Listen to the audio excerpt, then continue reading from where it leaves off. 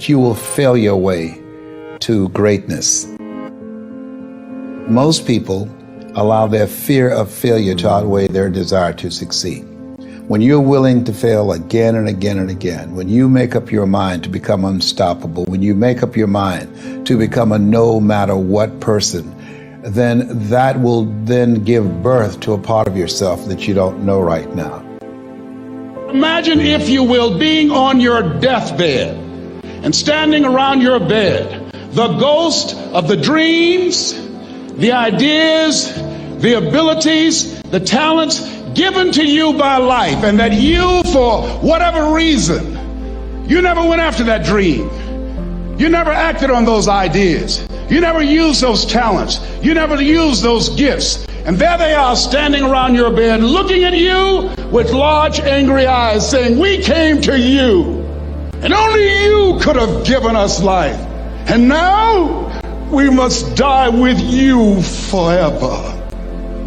See, most people stop short of their dreams and park and get off the highway of life because of the rejections of life. You will always be rejected. It's no big deal. Jack Canfield said rejection is a myth. It's not like when somebody says no and then they slap you. No, it's just, to me, make no your vitamin. Get excited about the no. Why? Because every time someone says no, that brings you another step to a yes. You're getting closer. Trust me, you will win if you don't quit. You will win if you don't quit. Even a broke clock is right twice a day. As you go through the challenges of life and you look at it and embrace whatever comes to you, don't run from it. Step toward it. Don't try and duck it like most people do. See, most people want it easy. See, if you easy come, easy what? Easy go. See, but when you go at what you're going to deal with and you deal with the difficulties of it, when you handle those hard things close at hand, making those hard decisions right now that you don't want to make, learning those things that you don't like to do, but you know that in order for you to get where you want to go, this is one of the hoops that you have to flip through. And I'm saying to you, whatever you got to do it, because if you don't, life is going to whoop you until you surrender.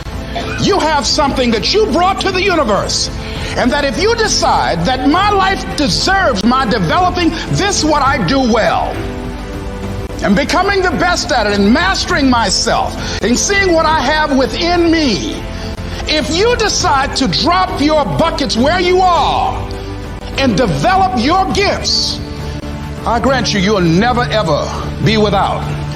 I grant you that your gifts will take you places that will literally amaze you. I grant you that if you begin to work to develop your gifts, you'll develop a strong sense of happiness. You'll get a larger vision of yourself, because part of beginning to get a larger vision of yourself, all of us need some area of our lives where we can have a feeling of competence. That people know when they think about this area, that's something you do. That you eat and sleep that. And that you do that. You do that. Changing is not easy. That changing your life, changing habits, reinventing yourself, picking yourself up after life has knocked you flat on your back. I've got to say, when life knocked you down, try and land on your back, because if you can look up, you could get up. Well, that sounds cute, but that's not easy. When I was diagnosed with prostate cancer 17 years ago, that first time that happened, I said, hey, I can handle this. Then when it came back a year later, last year, 17 years later, and this time it metastasized to 7 areas of my body and ate 40% of my T1 vertebrae. Now the stakes are higher. Is this life saying, okay, Mr. Motivator, you beat cancer the first time. What you gonna do now? I started laughing. When the doctor told me, he said, why are you laughing? Are you in denial? I said, no. I said, I feel like Mother Teresa. He said, what do you mean? She said, Lord, I know you know how much I can bear. I just wish you to have so much confidence in me. I said, the stakes are higher. So I've got to dig in and got to fight more, because at the end of the day, life is a fight for territory.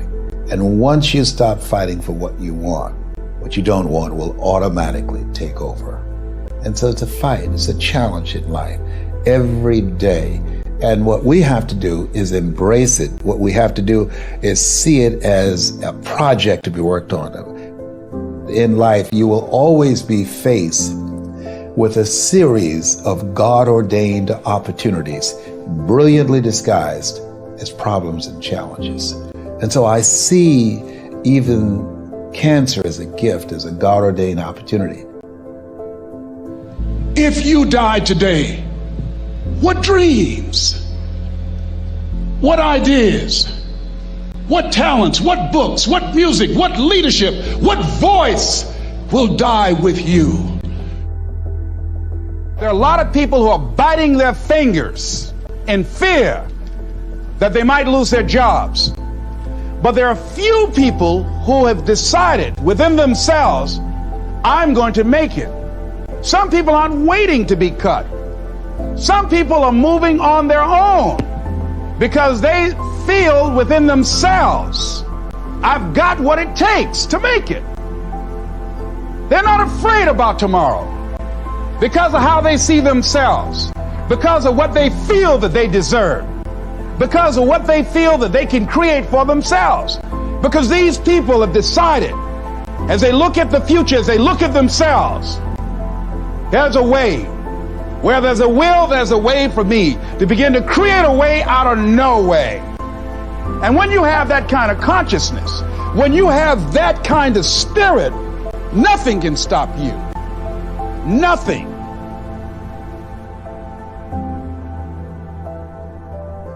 There's no secret to success. There's a system to success. And no matter what organization you become a part of, the system works if you work it. If you don't work it, it won't work. But it works if you work it.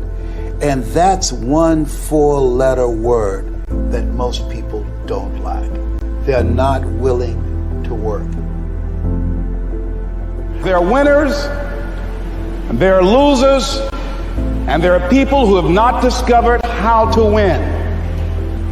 And all they need is some coaching. All they need is some help and assistance, just a little support. All they need is some insight or a different strategy, a plan of action to make some adjustments that will open up the key to a whole new future for them, that will give them access to the unlimited power that they have within themselves. That's all that they need. So what I want you to do is think about something you want for you, that's real for you, that's important for you, that will give your life some special meaning and power. And I don't even want you to say, I can do that.